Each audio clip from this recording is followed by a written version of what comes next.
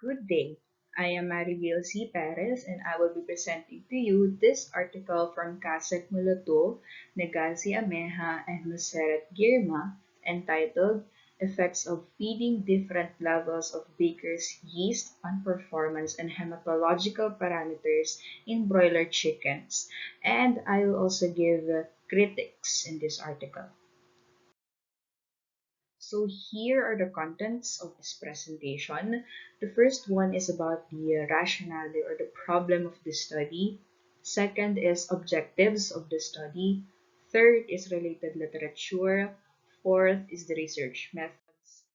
Fifth is the results. Sixth, conclusion. Seventh, recommendations. And the last one will be the overall critique of the scientific article. So the rationale of this article is even though in Ethiopia, incorporating yeast in ration, especially a baker's yeast, is not widely used, it is one of the most widely available in Ethiopia. So the problem presented in this study is what really the researchers attempted to address. The researchers truly did a background check just to state this type of problem, which makes it important enough to justify their study.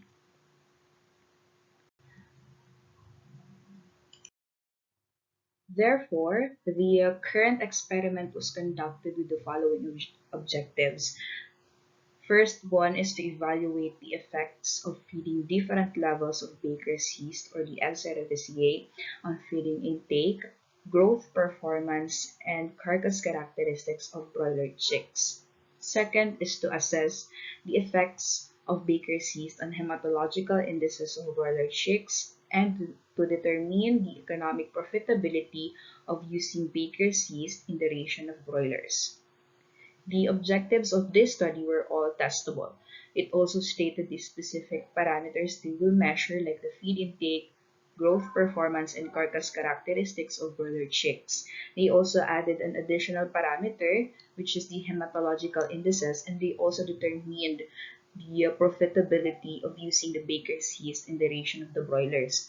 However, there is no significant difference mentioned in their objectives, although it is mentioned in their research methods. Unlike from the study of Zenarosa and Cancelles in 2018, they mentioned the significant differences there. We have here the related literatures from this article, and we only presented three literatures. So according to FAO in 2010, broiler production represents nearly 33% of global meat production and is a source of protein that plays an important role in human nutrition.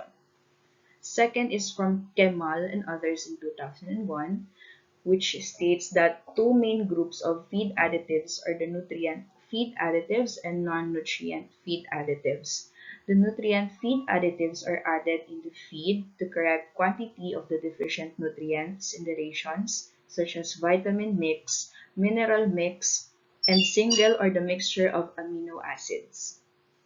And from the studies of Lieto and others in 2004, Graf and others in 2008, Patana and others in 2017, and Mohammed and others in 2015, they stated that the baker's yeast or Saccharomyces cerevisiae is considered as one of the live microorganism probiotics that is used as feed additives.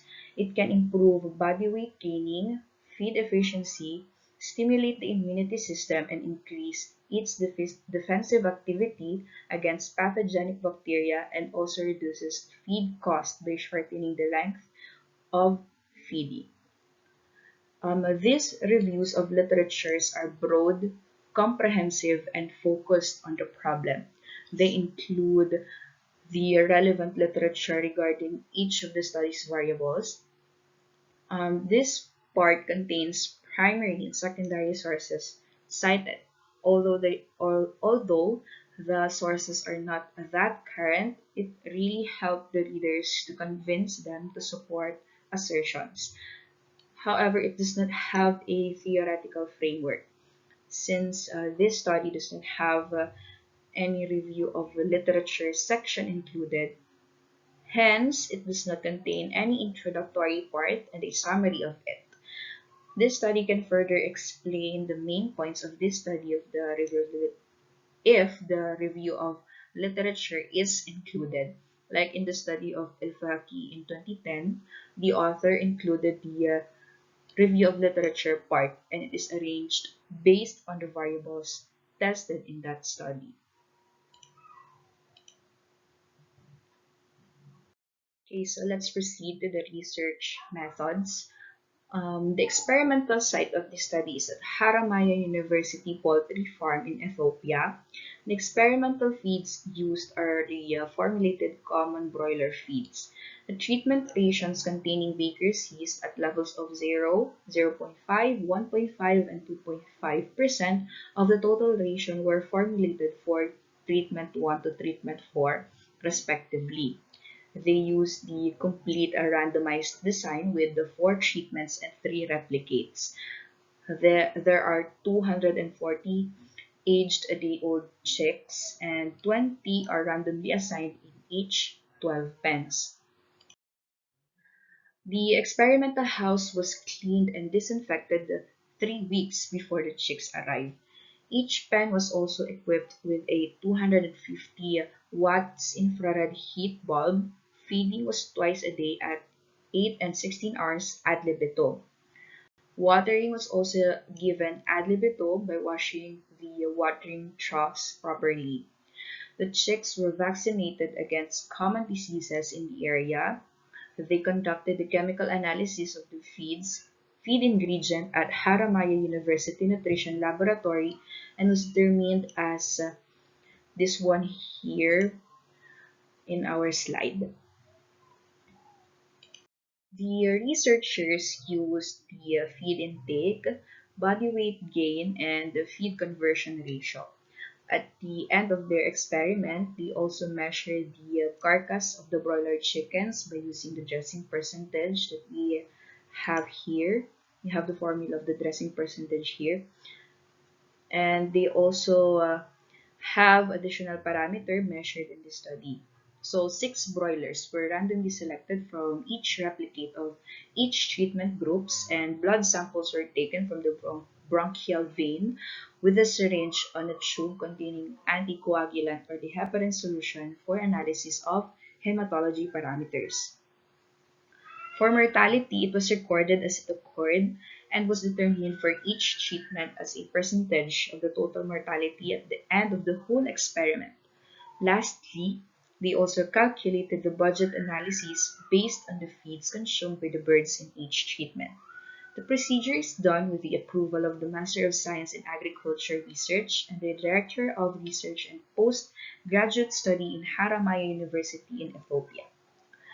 The statistical tool they used is ANOVA, using the general linear model.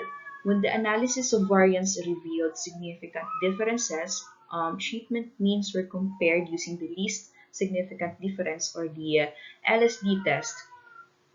The model was used is like this one we have here in our slide, where the Yij is an observation or the experimental unit, the symbol mu is the overall means, the Ti is for the treatment effect, and the Eij is for the random error term. So this study used the complete randomized design for their study with the 4 treatments and 3 replicates. The procedure are explained briefly. They will be using 240 chicks and are randomly assigned in each pen, which is also cleaned and disinfected for the safety of the chicks. The schedule of feeding is also mentioned from 8 and 16 hours.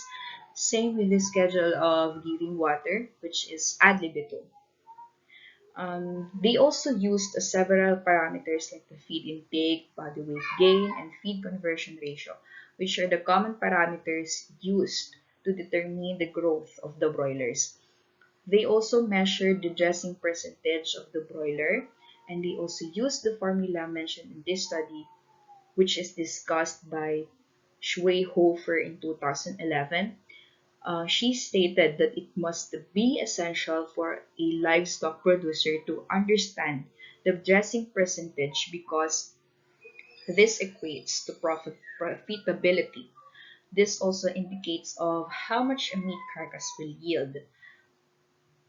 They also had additional variable to measure, which is the hematological parameters. This pertains to the count of RBC, WBC, and hemoglobin concentration. They also include the mortality and partial budget analysis based on the feed consumed.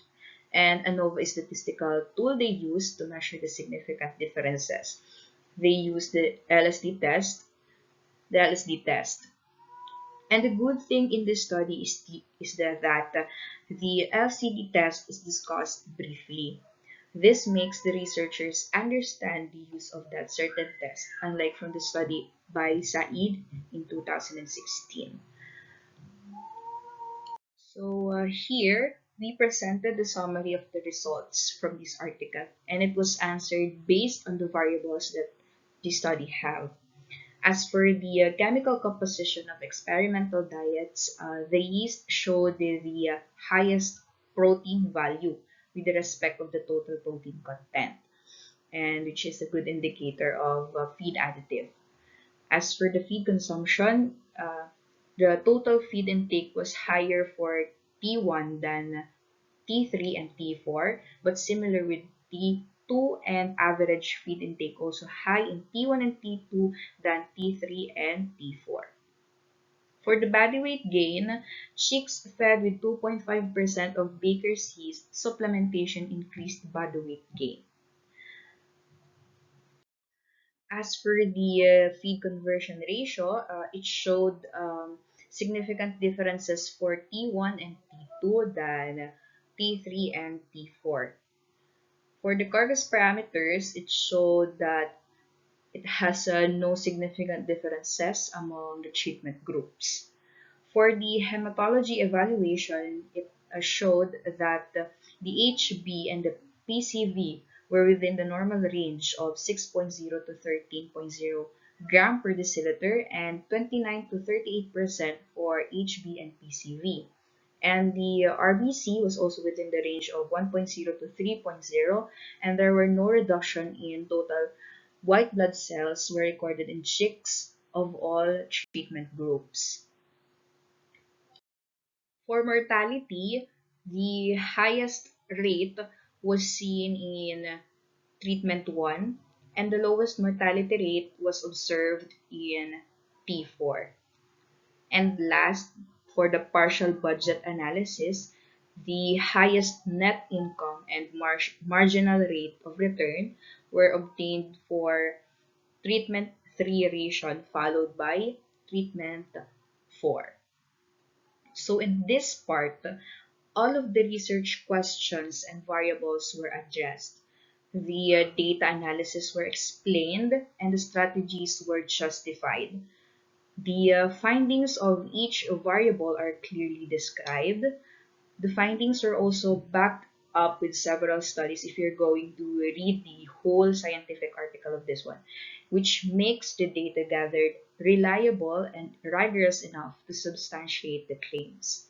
As for the presentation of the data, if you're going to observe the tables in the scientific article, the tables used are simple, yet it makes the data analysis clearer and understandable for the readers.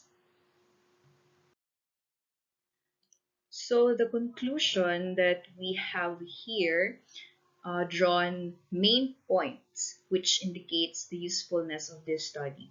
There are new insights that are incorporated in this part, and that is the 2.5% of the total ration, and that can improve the overall performance of the broilers without compromising the hematological parameters of the broilers. And for the recommendations that we have presented here in our slide is made for the future researchers. This opens for further research to those people who wanted to investigate related to this problem. However, there were no other recommendations mentioned in this study. Also, It does not have any recommendation section under the results and discussion part, just like in the study of Zanarosa and Canceles in 2018, where they enumerate several recommendations in order for the researchers to have foundation in their study they wanted to focus on. So this paper explained the purpose of this study. It also explained how the research was carried out, how the procedures are done, and how the data were gathered. The main findings were also pointed out. It, clear, it clearly stated the aim of this study. With that, this study can also be a good reference for other researchers that wishes to study related to growth and hematological parameters on broilers. Thank you so much for listening.